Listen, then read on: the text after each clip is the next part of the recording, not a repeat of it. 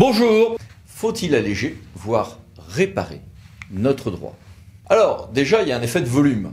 En 2000, le Conseil d'État a fait un décompte et la France comptait, à l'époque, environ 9000 lois et 120 000 décrets. 8 ans après, on en était apparemment à 10 500 lois et 127 000 décrets. La 14e législature, 2012-2017, aura vu l'adoption quand même de 448 lois, sans compter toutes les ordonnances qui s'en trouvent induites. En 2017, une circulaire du 26 juillet 2017 dit « Wow, c'est trop, il faut une maîtrise des textes réglementaires et de leur impact, et on va adopter la règle du 2 pour 1 ». Alors le 2 pour 1, c'était j'aurais 2 abrogations, 2 suppressions pour un nouveau texte, pour à terme avoir une diminution. Alors, principe, c'est bien, mais et ça a plutôt été appliqué d'une certaine manière, en tout cas dans les premières années, mais pendant la pandémie, c'était pas tout à fait ça. Mais on mesure aussi le caractère un peu artificiel de ce décompte, car une norme complexe peut remplacer facilement 3 anciennes normes simples, par exemple, ce qui fausse la statistique. Et d'ailleurs, l'inflation normative est bien demeurée en nombre de signes ou de mots. C'est ce qu'a constaté le conseiller d'État, M. Yosh Duval, en 2022, qui a estimé que le stock de mots pour ces normes, les normes au sens très large, y compris les collectivités, s'élèverait à environ 44,1 millions de mots, soit plus 93,8% entre 2002 et 2022. Bon, ça reste des choses relativement estimatives. Plaçons tout ceci aussi peut-être, un petit peu de zoom arrière, dans un contexte plus large. C'est un phénomène complexe. Il faut prendre en compte le fait qu'une partie de tout ceci, c'est de la transposition du droit européen, de toute manière. Donc, nos marges de manœuvre ont leurs limites. 2.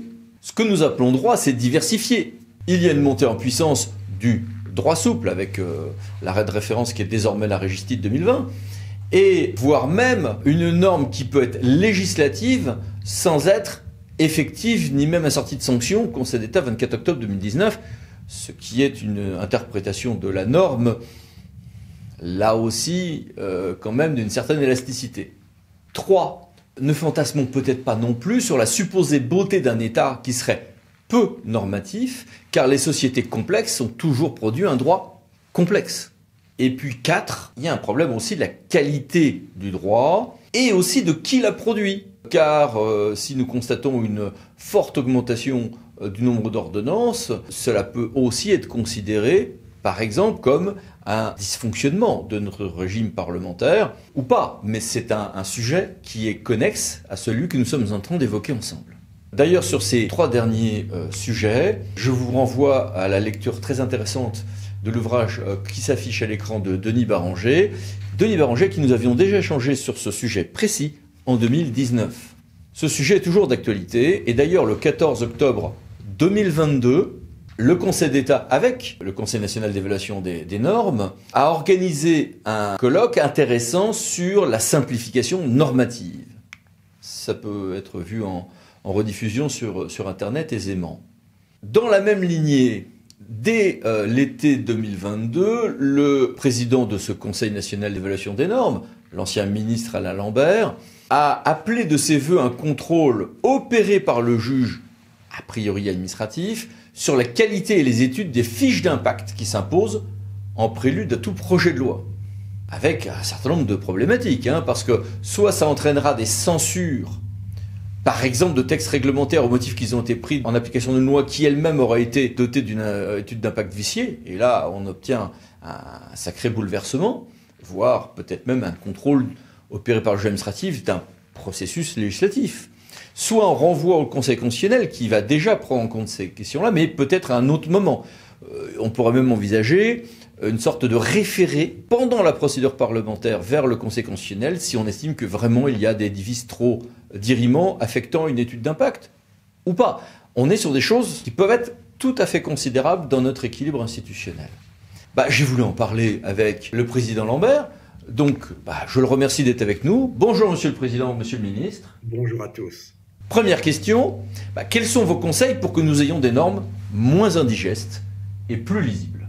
Mon conseil serait que tous les producteurs de droit prennent enfin conscience que la prolifération de leurs lois et de leurs règlements crée une crise systémique qui s'apparente à ce qu'on appelle en finance publique le phénomène boule de neige, c'est-à-dire quelque chose qui enfle en dévalant la pente, qui s'accroît inéluctablement et qui crée un cercle vicieux qu'on ne peut pas arrêter.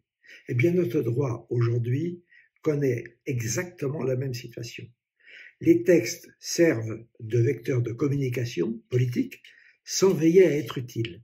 Donc ils pleuvent chaque jour, ils sont bourrés de détails, ils sont bourrés parfois de contradictions, ils obligent à des ajustements permanents, d'où l'instabilité, leur nombre insensé et leur illisibilité.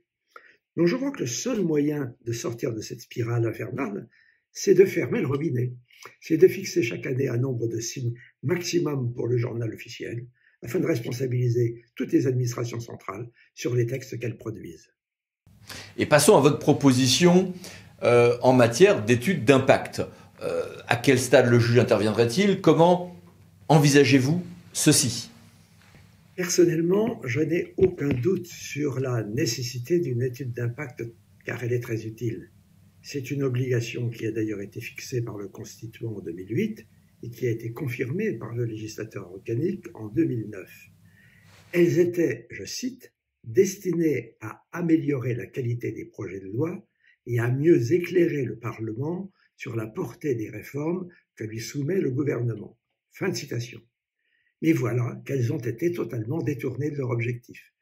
On ne peut plus noble, objectif noble et utile, mais dévoyé en étant rédigé après les textes de manière désinvolte, inutile et souvent contre-productive. Alors quoi faire quand les textes les plus fondamentaux de la République sont ignorés ou sont négligés par les administrations centrales?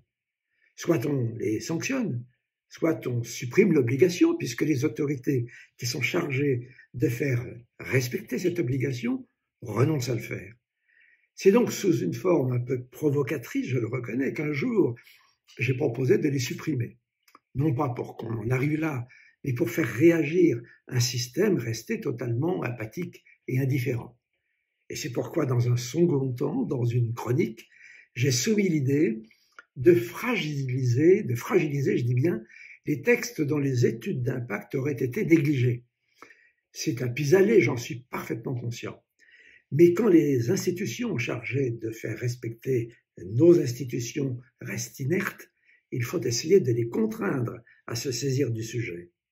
L'idée consistant à permettre, par exemple, à une administration publique locale, dans un contentieux qui l'oppose à l'administration centrale, d'utiliser comme l'un des moyens, pas le seul moyen, mais l'un des moyens, le défaut caractérisé de l'étude d'impact lorsqu'il a contribué à provoquer des difficultés d'application du texte qui est objet du contentieux.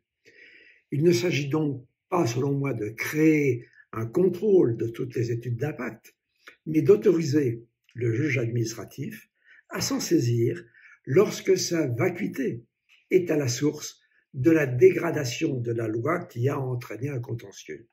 Alors cela ne résout pas tous les problèmes, j'en suis parfaitement conscient, mais cela ouvre un débat sur l'urgente nécessité de réparer notre droit qui, je vous prie de le croire, est en aussi mauvais état que nos finances publiques.